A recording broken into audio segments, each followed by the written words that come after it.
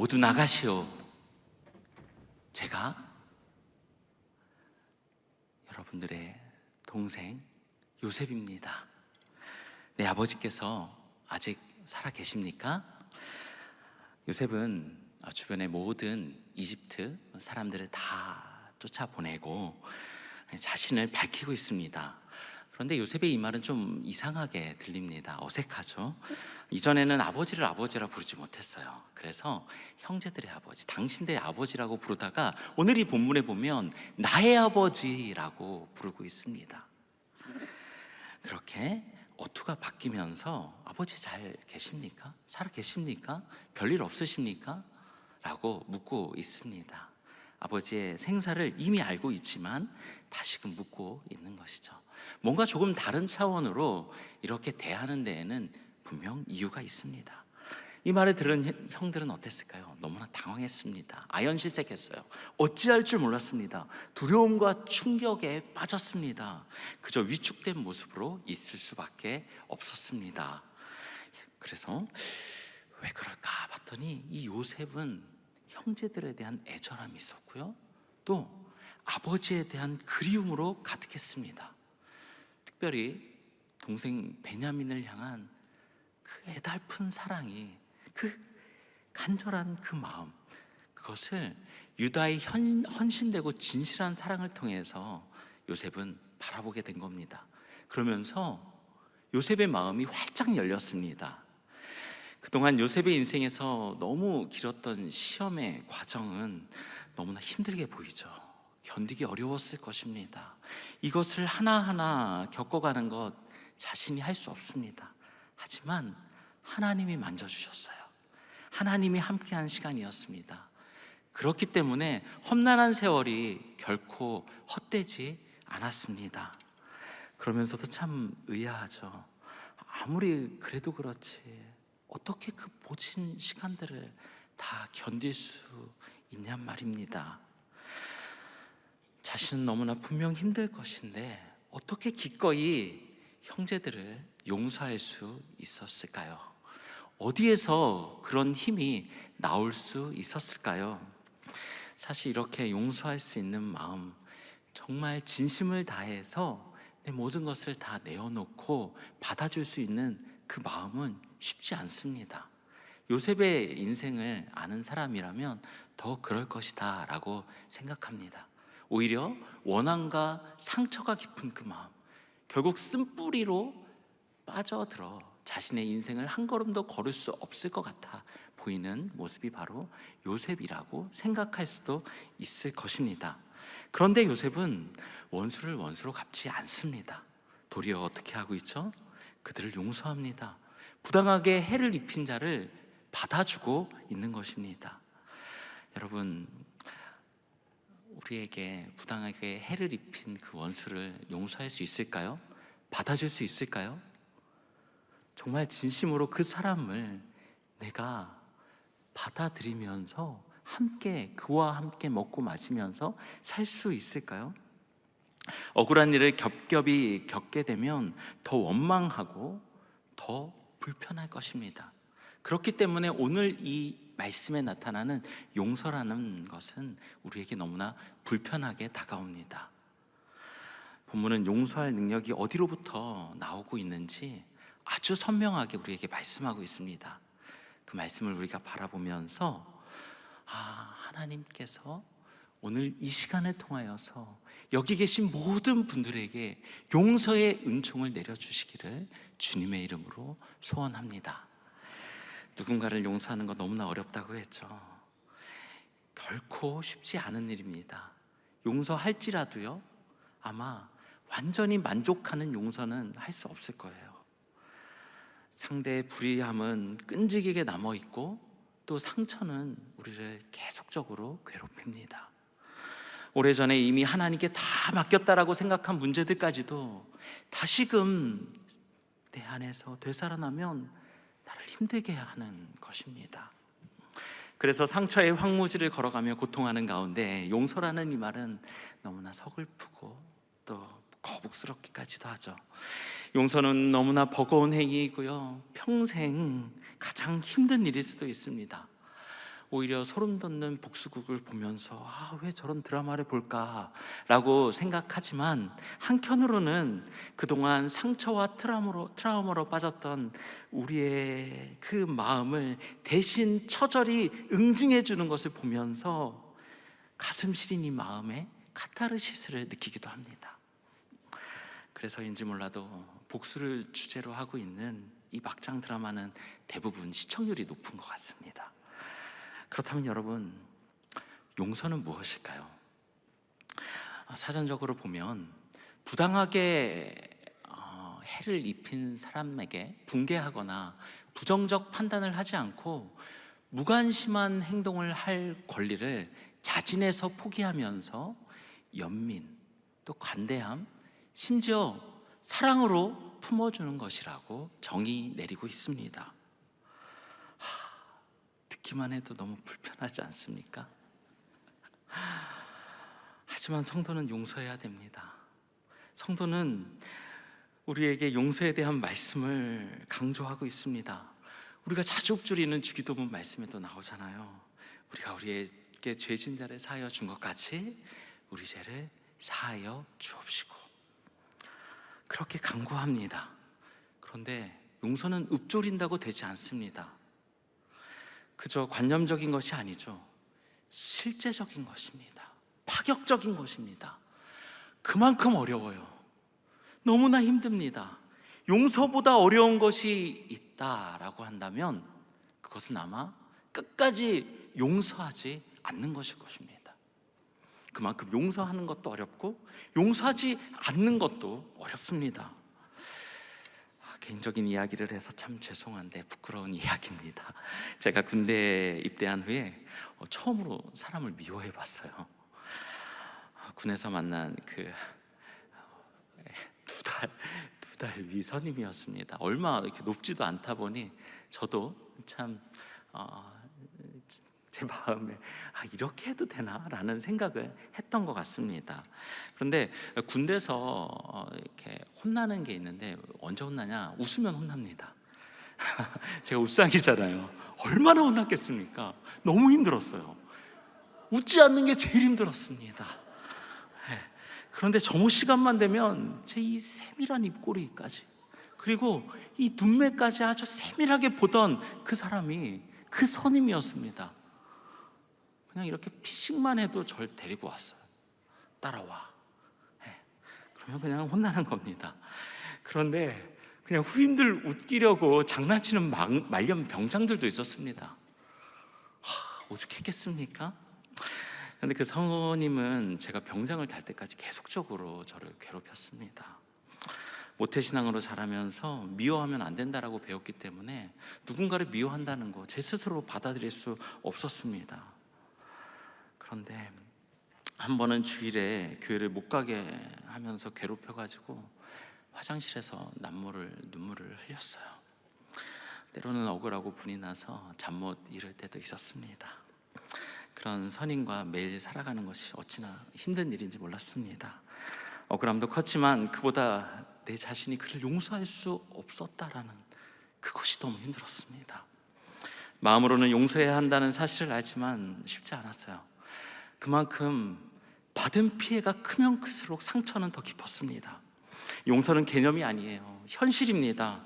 피해자의 고통스러운 감정을 수반합니다. 매일 마주하는 선임 앞에서 용서하지 못하는 자신을 바라보면서 하나님 앞에 용서해달라고 간절히 기도하며 매달렸습니다. 오늘 말씀해 보면 이 요셉은 아버지 야곱이 특별한 옷을 입히는 편애로 이야기를 시작하고 있습니다. 형들의 시기에 의해서 이집트 노예로 팔리게 되었고요. 또 노예로 팔리고 나서 보디발의 아내로부터 어떻게 됩니까? 모함을 받아서 누명을 쓰고 이제 감옥에 들어가게 됩니다. 억울한 인생 중에도 가장 억울한 인생의 것입니다. 그리고 감옥에서 술 맡은 관원장의 꿈을 해석해주고 이제 그 사람이 나를 좀 어떻게 좀 도와주지 않을까 생각했는데 어떻게 합니까? 모른 척했습니다. 배신했습니다. 요셉은 이처럼 가장 가까운 사람들로부터 배신과 모함을 받았기 때문에 그 상처가 더 깊었을 것입니다. 트라우마가 남을 만도 하죠. 그런데 요셉의 인생에서 간섭하시고 이끌어주시는 그분, 늘 끝까지 보호하시고 인도하시는 그분, 그분은 바로 하나님이십니다. 요셉은 일평생 하나님을 느꼈고 그분을 바라보았으며 그분의 인도를 확신했습니다. 그의 인생의 주어는 늘 하나님이었습니다. 주어는 문장을 이끄는 주체가 되는 단어입니다. 문장의 가장 핵심이 되는 말이 있다면 그것은 주어이죠. 요셉의 주체자는 곧 하나님입니다. 본문 5절, 7절, 8절에는 이것을 기록하고 있는데요. 하나님이 생명을 구원하시려고 나를 당신들보다 먼저 보내셨나다. 하나님이 큰 구원으로 생명을 보존하고 당신들의 후손을 세상에 두시려고 나를 당신들보다 먼저 보내셨습니다. 그리고 나를 이리로 보낸 이는 당신들이 아니요 하나님이십니다. 하나님이 나를 바로에게 아버지로 삼으시고 온 집의 주로 삼으시며 애굽 온 땅의 통치자로 삼으셨습니다. 이처럼 형제들에게 그는 하나님이 하셨습니다. 하나님이 주인입니다. 하나님이 주어되는 인생을 살았습니다. 즉 하나님의 주권과 섭리의 역사가 나를 이끌어 주셨습니다 라고 형들에게 고백합니다. 그래서 도리어 자신을 이집트에 팔아넘긴 형들을 위로할 수 있었죠. 형님들 나를 이곳에 팔았다고 해서 근심하지 마옵소서, 한탄하지 마옵소서. 나를 보낸 이가 여호와시여, 나를 인도하신 분이 하나님이십니다. 이 형제들의 악한 의도에도 불구하고 요셉은 끝까지 세일 행하실 하나님을 주어로 여겼습니다. 그렇게 하니 그 모든 시간들이 하나님께 쓰임받는 시간이라고 해석된 거죠. 여러분, 하나님이 개입하시면 사람들의 이 악함까지도 사용하셔서 하나님은 하나님의 역사를 써가십니다. 그 섭리 가운데 요셉을 사용하셨습니다. 요셉이 이걸 알았어요. 이것을 믿은 겁니다. 하나님은 하신다. 이것이 바로 용서할 수 있는 비결입니다. 그랬기 때문에 그는 원한을 품지 않았고요, 자기 연민에 빠지지 않았습니다. 이 놀라운 신비에 얼마나 하나님께서 끝까지 인도하시는지를 그는 확신하며 나아갔습니다. 하나님의 주권과 또 섭리를 인정하면요, 원수까지 용서하고 사랑할 수 있습니다. 심지어 원수의 악행도 하나님은 선으로 바꾸시고 당신의 뜻대로 인도하실 것입니다. 믿으십니까? 그래서 주님은 원수를 사랑하며 핍박하는 자를 위해 기도하라고 말씀합니다. 그저 내게 나타난 현상, 내게 주어진 환경만 바라보지 말라고 합니다. 원수까지도 사랑하라. 그를 위하여서 기도하라.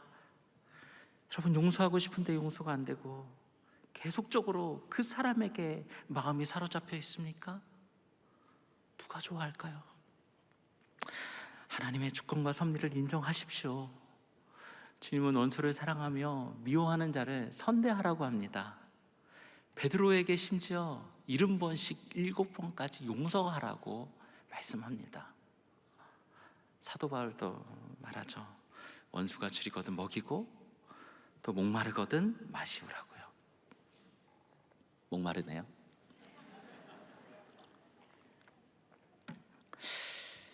미국 하버드 의대의 정신과 교수인 조지 베일런트는 용서를 위해서는 감정이입과 미래를 그릴 수 있는 능력이 필요하다라고 합니다. 상대방에 대한 이해와 공감을 바탕으로 과거 일에 얽매이지 말고 오히려 보다 나은 미래를 바라보면서 나아가는 이 마음이 용서할 수 있다라는 거죠. 복수심을 내려놓고 용서하려면 그 일은 그저 과거에 머물러 있는 일이라고 인식해야 합니다. 그래야 더 나은 미래를 향해서 나아갈 수 있는 겁니다. 하나님이 우리 가운데 펼쳐주실 새로운 미래를 향하여서 나아갈 힘이 생기는 것입니다.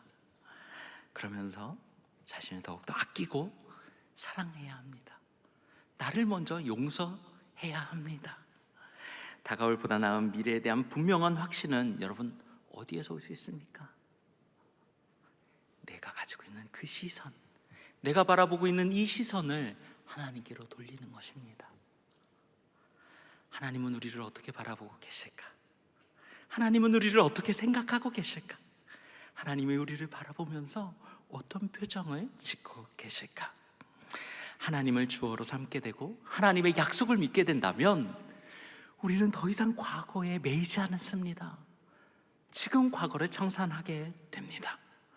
하나님이 인도하시는 더 좋은 미래가 있다는 확신을 가지고 그 미래를 현재로 끌어서 지금 이 하루하루를 살아가게 되는 것입니다. 요셉은 그가 꾼 꿈을 통해 보이신 그 계시를 믿었습니다. 바로의 꿈을 해석하면서도요, 이것이 하나님의 계시라고 믿어 의심치 않았습니다. 여러분, 계시를 믿으면 어떻게 됩니까? 오히려 자신 앞에 두려워하는 형들을 받아들일 수 있습니다. 하나님의 말씀을 믿으면 우리가 할 수 없는 일들을 하게 되는 것입니다. 고난에도 절망하지 않습니다. 낙심하지 않습니다. 오히려 이 고난을 인내로 극복하게 됩니다. 왜 그럴까요? 하나님이 주인이시기 때문이죠. 하나님이 우리 가족의 생명을 구원하시려고 하나님이 나를 먼저 보내셨다. 이 하나님의 놀라운 섭리의 손길을 요셉은 깨달은 것입니다. 요셉은 어떤 고난에도 원망하거나 절망하지 않았습니다. 오히려 고난 중에 하나님을 더 의지했어요. 그 고난을 인내로 극복하며 한 걸음 한 걸음 걸어갔습니다. 하나님의 섭리를 깨달으면서 모든 시련과 역경을 극복할 수 있는 이 원동력을, 그 두나미스 능력을 하나님으로부터 받아 누리게 된 것입니다. 여러분, 고난이 왜 괴롭습니까? 고난 자체가 주는 그 어려움도 분명 있겠지만 이 고난의 원인을 모르기 때문입니다. 그런데요, 여인이 해산할 때 자신의 고통의 원인을 알기 때문에 이것을 견딜 수 있습니다. 그리고 출산 이후에 기쁨을 바라보기 때문에 견뎌낼 수 있는 것입니다.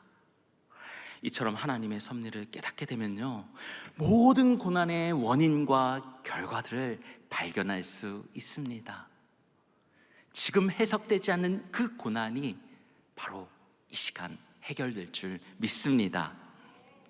그러면 고난 중에 절망하지 않고 오히려 고난을 극복하면서 더 큰 축복과 영광 가운데 우리를 인도하실 하나님을 보게 됩니다.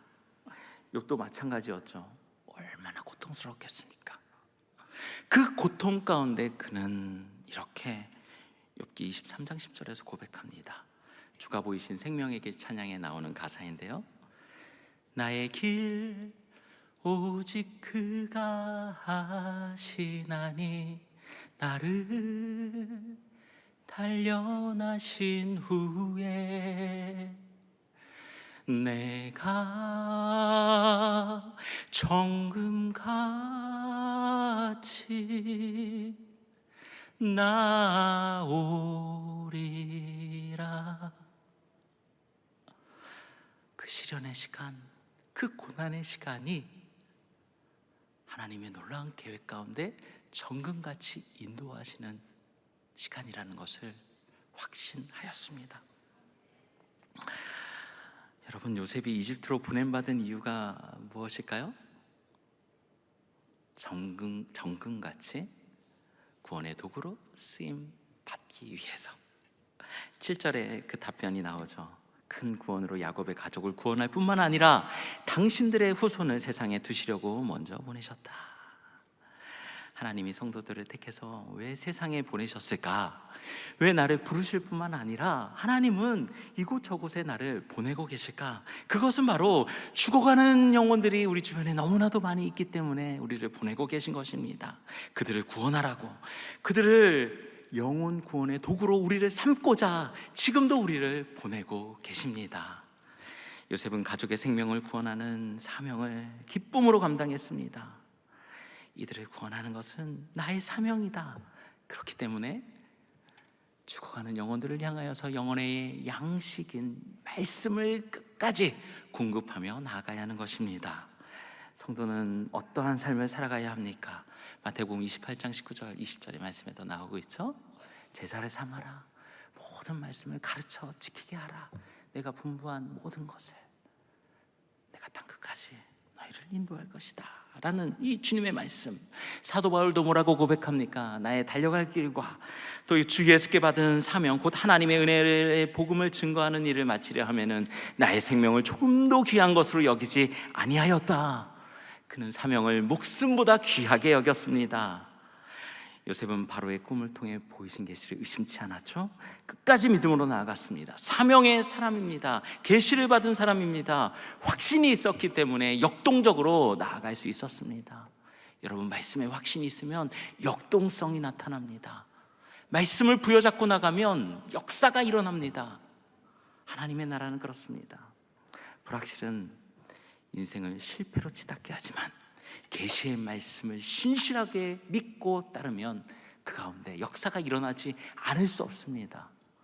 여러분, 오랫동안 신앙생활 했는데 아직도 역사가 일어나지 않습니까? 매일마다 말씀을 보고 있는데 왜 내 삶 속에서 역사가 일어나지 않을까요? 잘 들여다보십시오. 하나님의 말씀을 확신하지 못할 수 있습니다.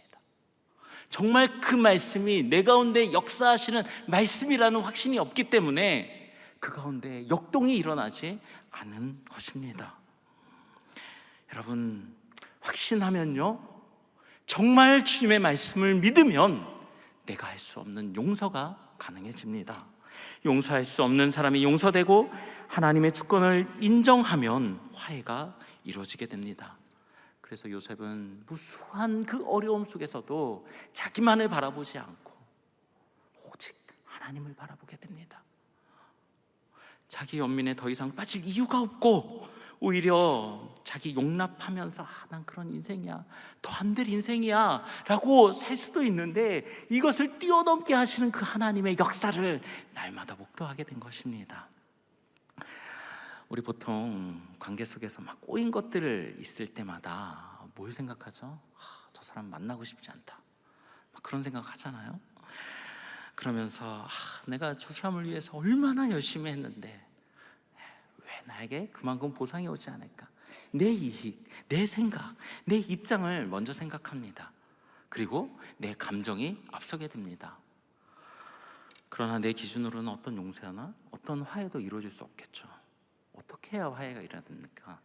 다 받아내면? 그저 모든 것들을 다 그냥 그래, 맞춰야 합니다. 그러면 용서가 이루어질 수 있을까요? 일부 맞지만 틀린 이야기입니다. 왜 그럽니까? 이 용서라는 거 이미 얘기했지만 내가 할 수 없는 일입니다. 아무리 내 열심을 다하여서 하려고 해도 용서는 내 속에서 이루어질 수 없습니다. 이것이 가능하다라고 생각하는 것 그 자체가 교만인 것이죠. 그럼 어떻게 해야 됩니까? 신실하신 하나님 믿어야죠. 나보다 정의를 실현하는데 뛰어나신 그 하나님을 믿고 따라야 합니다. 용서를 통해서 복수하려는 마음을 거두고 하나님께서 처리하시도록 넘겨드려야 됩니다. 하나님께서 다 갚아주십니다. 그래서 필립 얀시는 이렇게 이야기합니다. 정의와 자비 사이에서 균형을 이루어야 할 저울을 하나님의 손에 놓아드려야 한다라고요. 요셉을 계속적으로 묵상하다 보니 떠오르는 한 분이 있었습니다. 그는 우리에게 완전한 화해와 용서를 허락해 주셨죠. 그는 누구일까요? 네, 예수 그리스도입니다. 예수님은 하나님과 우리 사이에 끊어진 관계를 이어주셨습니다. 그리고 이것을 위해서 자신을 완전히 내어드렸습니다. 모든 모욕과 온갖 고통을 다 참아내시면서 그 인간의 악한 꾸밈 속에서도 하나님의 뜻을 끝까지 믿고 순종하였습니다. 예수님이야말로 하나님이 주어되는 인생을 산 것이죠.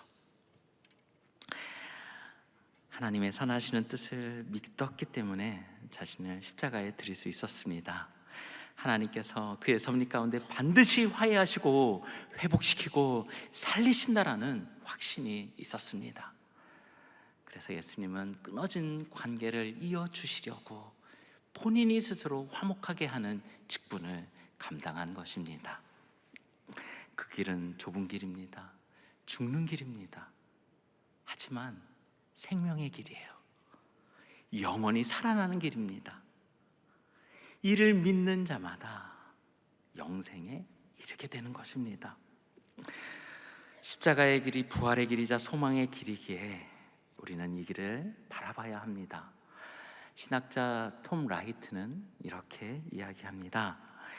예수님의 화해 사역을 통해서 용서가 가능해졌기에 하나님은 세상을 죄의 짐에서 해방시킬 뿐 아니라 어떤 의미에서는 자신도 타락한 세상에서 늘 진노하셔야 하는 짐에서 해방되신다라고요. 얼마나 놀라운 일입니까? 하나님의 짐도 덜어지고 우리에게도 하나님과 화해하는 이 놀라운 은혜를, 은총을 누리게 된 것입니다. 여러분, 하나님께서 용서하라고 스스로 자신을 드러내고 계시는데 우리가 용서하지 않을 이유가 있습니까? 전혀 없잖아요. 성경 어디에 찾아도 용서하지 않을 이유가 없습니다.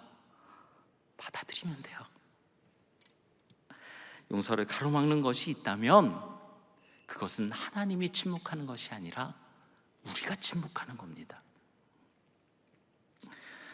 하나님은 언제나 우리를 향해서 두 팔을 벌리고 내게 와라, 내가 너를 사랑한다, 내가 너를 받아들이고 있다, 어서 좀 와라 라고 우리를 기다리고 있습니다. 마치 탕자의 아버지처럼 저 멀리서 어제나 오려나 이제나 오려나 라면서 끝까지 우리를 기다리고 계신 그분이 우리 하나님이십니다. 아직도 거리가 먼데 아버지가 그를 보고 측근히 여겨 달려가 그를 안고 입을 맞추고 있습니다. 이것이 우리 아버지이십니다. 하나님의 구원의 범위 좁지 않습니다. 원대합니다.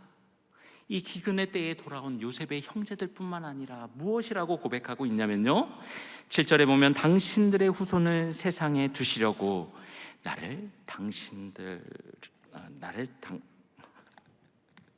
다시요. 하나님이 큰 구원으로 당신들의 생명을 보존하고 당신들의 후손을 세상에 두시려고 나를 당신들보다 먼저 보내셨다라고 고백합니다. 여기에 보면 가족들뿐만 아니라 후손을 두시려고 했다라는 것을 원어로 보니까요, 남은 자더라고요. 렘넌트. 무슨 말입니까? 여전히 하나님을 믿고 따르는 그 자들, 우리가 12.3에 바알에게 무릎 꿇지 않은 그 7,000명을 남겨주신 것을 가지고 함께 많은 목회자들이 기도하는 것처럼 여전히 하나님 앞에 무릎 꿇고 기도하는 남은 모든 자들을 구원하시겠다는 이 놀랍고 원대한 계획을 요셉을 통해서 보여주고 계신 것입니다. 요셉은 어려서부터 아버지 야곱으로부터 하나님의 말씀을 듣고 자랐습니다. 하나님의 언약을 듣고 너의 아버지, 너의 할아버지, 또 조부모에 이르기까지 아브라함, 또 이삭, 야곱에 이르기까지 하나님의 언약을 진실되이 믿고 따랐다라는 것을 이 아들 요셉에게 사랑으로 가르치고 있었습니다. 그 어렸을 때 이야기했던 그 이야기가 요셉의 귀에 쟁쟁했어요. 그는 그 청소년의 나이에 이집트로 팔려갔지만 그 하나님의 언약을 끝까지 마음에 새겼습니다. 하나님이 분명히 이루실 것이다. 지난 날 동안의 어려움 속에서도 하나님의 섭리와 하나님의 뜻은 변개치 않을 것이라고 확신하였습니다. 하나님이 이루실 것이라는 이 믿음이 너무나도 중요합니다. 하나님이 우리를 자녀 삼아 주셨습니다. 하나님이 우리에게 생명 주시려고 예수 그리스도를 보내주셨습니다. 이 복음의 놀라운 사실은 우리에게 크고 놀라운 감동과 감격을 주며 우리가 살아갈 이유를 제공합니다. 아무리 어려움 가운데 있다 할지라도 이 모든 어려움들을 헤치고 이겨나갈 수 있는 힘을 제공하는 것입니다. 여러분, 부활신앙을 가지고 살아가십시오. 그러면 하나님이 능히 이루실 것입니다. 능하신 이가 큰일 행하시니 그 이름 거룩해 내 영혼 주찬양하며. 요셉은 여기에서 그치지 않아요. 심지어 하나님께서 자신을 바로의 아버지로 삼았다, 그 온 집의 주인으로 삼으셨다라고 고백합니다. 이 말을 해석해 보면요, 내가 바로보다 높게 되었다라는 의미 아닙니까? 이거 반역자가 하는 이야기예요. 그런데 잘 살펴보면 요셉이 스스로 1인자라는 이야기가 아닙니다. 바로 요셉을 인도하신 하나님께서 역사하셨기 때문에 바로의 아버지로 삼으셨다는 것이고, 온 집의 통치자로 요셉을 삼고 계신다라고 이야기하는 것입니다. 그의 직위는 더 낮지만 실제로 그는 더 위에 있었습니다. 이집트에 있는 모든 정책을 요셉을 통하여서 계획하였고 실행하였습니다. 이집트의 온 땅의 통치자는 바로 하나님이십니다. 이 나라의 주인은 누구십니까? 이 대한민국을 살리시는 그 분은 누구십니까? 바로 하나님이십니다. 할렐루야. 하나님을 주인 삼고 그 뜻대로 살아가면요, 낮은 지위에 있다 할지라도 걱정할 필요가 없습니다. 왜? 하나님이 높여주시기 것이기 때문에. 하나님이 위대하시기 때문에 우리도 위대합니다. 하나님이 빛으로 오셨기 때문에 우리가 빛의 사람으로 쓰임받는 것입니다. 우리는 왕같은 제사장으로 나아갈 수 있습니다. 예수 그리스도와 같이 바로 화목하게 하는 직분을 감당할 수 있는 것입니다. 요셉은 누구보다 견딜 수 없는 고난을 겪었지만 하나님이 주인이기 때문에 견뎌냈습니다. 그 모든 사건의 배후에 하나님이 계셨기 때문입니다. 하나님을 믿으십시오.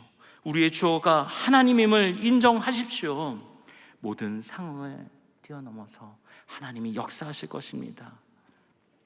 여러분, 여전히 용서되지 않습니까? 그 사람 때문에 오늘 하루 망쳤다고 생각합니까? 이리 hil비하지 마십시오. 넘어지지 마십시오. 하나님의 섭리 속에 나를 끝까지 이끄실 것을 믿으십시오. 용서하지 못한다 할지라도 화해하는 능력을 주실 것입니다. 견딜 수 없는 어려움이 있다 할지라도 하나님이 이끌어 주실 것입니다. 여러분, 제가 그 군대 선임 용서했을까요? 용서하지 않을 수 없었습니다. 원한에 대한 그 안갚음은 끝없는 악순환을 불러일으킵니다. 용서하지 못하는 내 모습을 바라보면서 이렇게 은혜를 깨닫지 못하는 자구나, 너무나 부끄러웠습니다. 내 안에 괴물이 있다는 것을 그제서야 깨달았습니다. 정말 많이 울면서 회개했습니다. 그렇게 울고 있는 저에게 예수님이 찾아왔습니다. 하나님의 은혜를 깨달으니 다른 사람에게 은혜로 응답할 힘이 생겼어요. 받아들일 힘이 생긴 것입니다. 이것은 내 지식과 나의 어떤 경험으로는 이해할 수 없는 일입니다. 한이 없는 은혜를 주시니 그저 하나님 앞에 감사하는 마음으로 더 이상 이 상처의 올가미들은 다 떠나가라라고 외칠 수 있었습니다. 마틴 루터킹 주니어 목사님은 용서란 단지 가끔 하는 행동이 아니라 영구적인 태도다. 그리스도인들이 세상에 줄 선물인 은혜와 용서를 지지하는 이 문화를 형성하는 것보다 더 위대한 것이 어디 있냐고 반문하고 있습니다. 여러분, 용서라는 것은 우리 본성에 어긋나는 것입니다. 하지만 하나님이 하시기에 계속적으로 배우고 훈련해야 합니다. 하나님이 인도하신다는 것을 믿고 따르면서 지속적인 은혜를 받아 누리셔야 합니다. 우리가 2033 50 비전을 가지고 나아가잖아요. 이 비전 받으면서 한 번쯤 이런 생각하죠. 그게 과연 가능할까? 우리의 이성적인 판단으로는 불가능해 보입니다. 그런데 하나님은 하십니다. 9.16에 보여주셨습니다. 많은 자리에서 하나님이 하신다는 것을 우리 가운데 보여주셨습니다. 하나님 이 나라 사랑하십니다. 대한민국의 주인이신 하나님이 행하실 것입니다. 더 나은 미래를 향하여 나아가게 하실 것이기에 더 이상 과거에 매이지 마십시오. 미래를 이끌어와 현재를 그렇게 하나님의 뜻으로 살아가실 수 있는 저와 여러분들 되시기를 주님의 이름으로 소원합니다. 기도하겠습니다. 이 저녁 하나님을 예배하고 찬양하며 기도하게 하시니 감사합니다. 쉐키나의 영광이 가득한 안아주심의 본당에서 예수님의 십자가를 바라봅니다.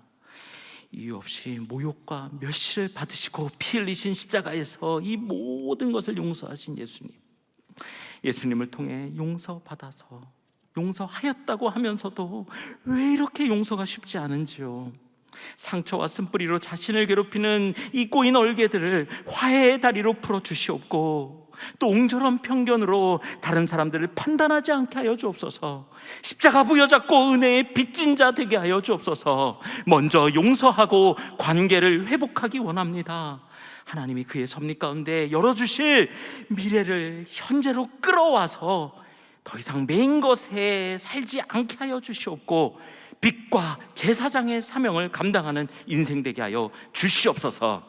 하나님을 추어로 살아가는 인생길 걷게 하여 주심에 감사 찬양 영광 올려드리오며 우리의 소망 되시고 생명 되신 존귀하신 예수님의 이름으로 기도합나이다. 아멘.